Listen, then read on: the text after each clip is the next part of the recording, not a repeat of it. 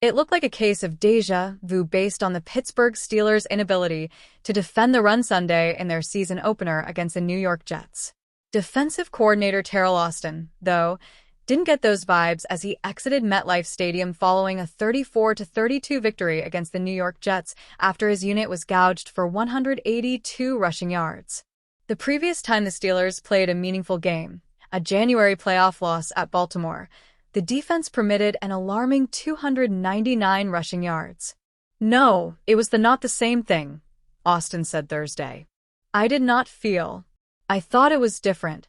It wasn't that." Austin was referencing to the way the Steelers were pushed around by the Ravens in that 28-14 playoff defeat. It was such a disheartening performance that the Steelers have 5 new members of the defensive line on the 53-man roster this season, including a pair of draft picks. They also made changes in the secondary with physicality in mind. "I didn't think we got knocked around.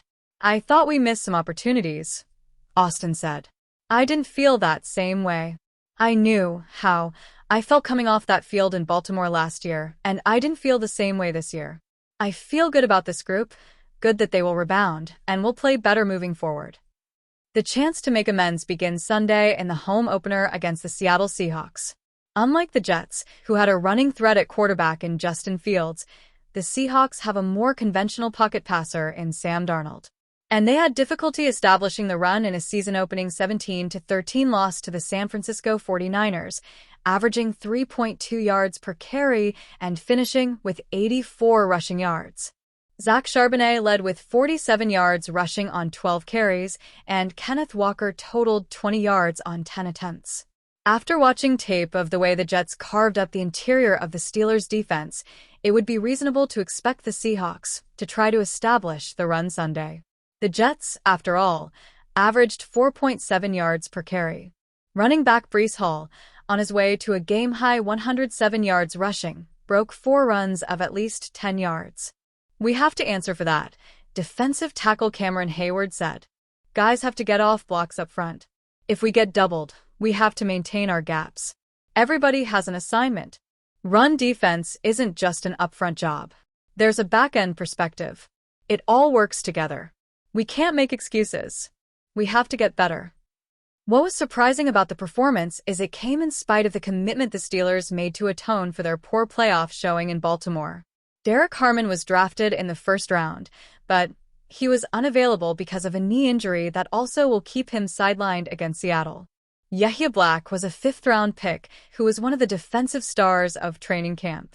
The Steelers also signed Daniel Equaly in free agency while moving on from Larry Ogunjobi and Montravius Adams. The rotation against the Jets, however, looked similar to what the Steelers used in 2024. Hayward and nose tackle Keanu Benton started, as did Isaiah Loudermilk, who filled in for Harmon. They accounted for the 3 highest snap totals in the line's rotation. Black played 24 snaps as the top backup. Equaly was on the field for 10 plays. Logan Lee, in his first healthy season, played 1 snap, and Esezi Odomwo, another offseason signing, was inactive.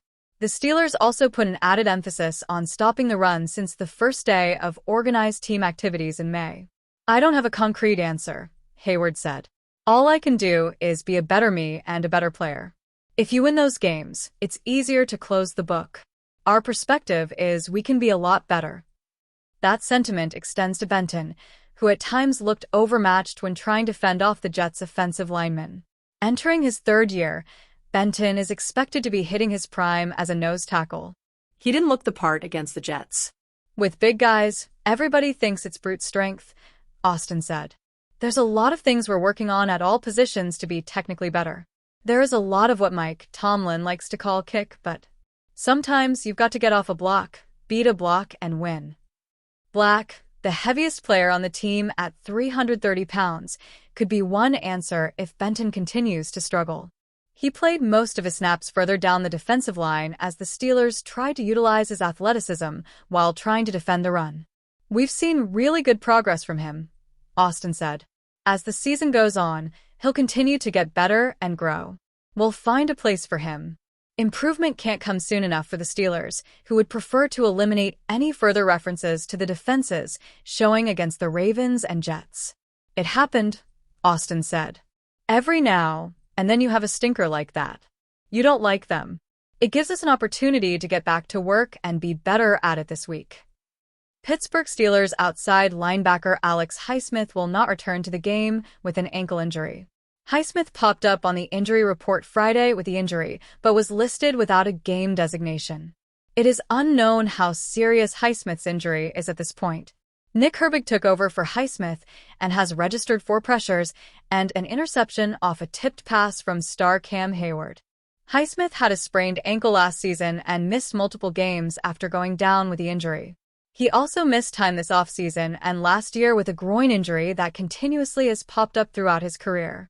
The Steelers had a rash of soft tissue injuries in 2024 that forced multiple players to miss significant time, including Highsmith, who still rounded into a productive year despite missing time with that groin injury, as well as an ankle injury. Highsmith's injury troubles in 2024 were an outlier in his career, and he hopes to put those behind him in 2025 as he rounds into game shape once again. In Week 1, Highsmith had 1 sack and 8 pressures against the Jets.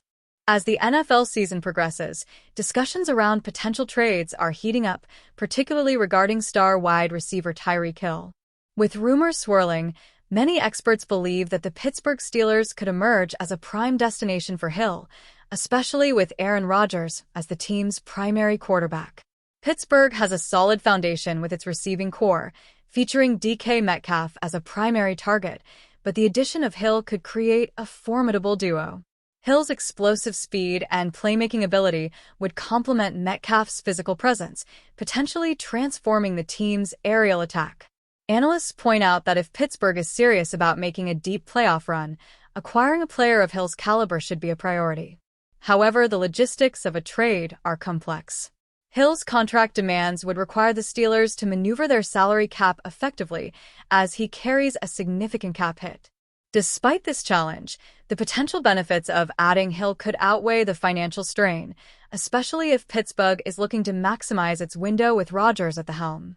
The Dolphins might be open to trading Hill if their season continues to falter, and Pittsburgh has already shown interest. The clock is ticking as teams assess their playoff prospects and make decisions that could impact their future. Should the Dolphins decide to move Hill, the franchise would be remiss not to engage in discussions.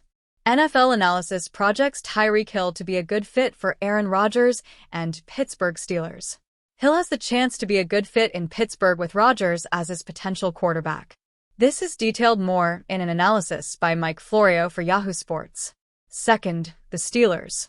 There's already chatter, in the aftermath of Sunday's win over the Jets, that the all-in Steelers could go even more all-in by making a move for Hill. Yes, Pittsburgh already has receiver DK Metcalf, who's making $30 million per year on a 5-year deal. But the Steelers don't have a clear-cut number 2. Hill would be 1B, if not, at times 1A, to Metcalf. Why wouldn't quarterback Aaron Rodgers want Hill? The more potent weapons that Rodgers has at his disposal, the better his first year in Pittsburgh will go. For Pittsburgh, this is not just about acquiring talent. It's about enhancing their chances of contending for a Super Bowl title. If they can successfully integrate Hill into their offense, it could provide the spark needed to elevate the team to elite status. The speculation around a potential Tyreek Hill trade to Pittsburgh underscores the excitement of the NFL season. With Aaron Rodgers leading the charge, adding Hill could propel Pittsburgh into the upper echelon of the league, making it a move worth pursuing as the trade deadline approaches.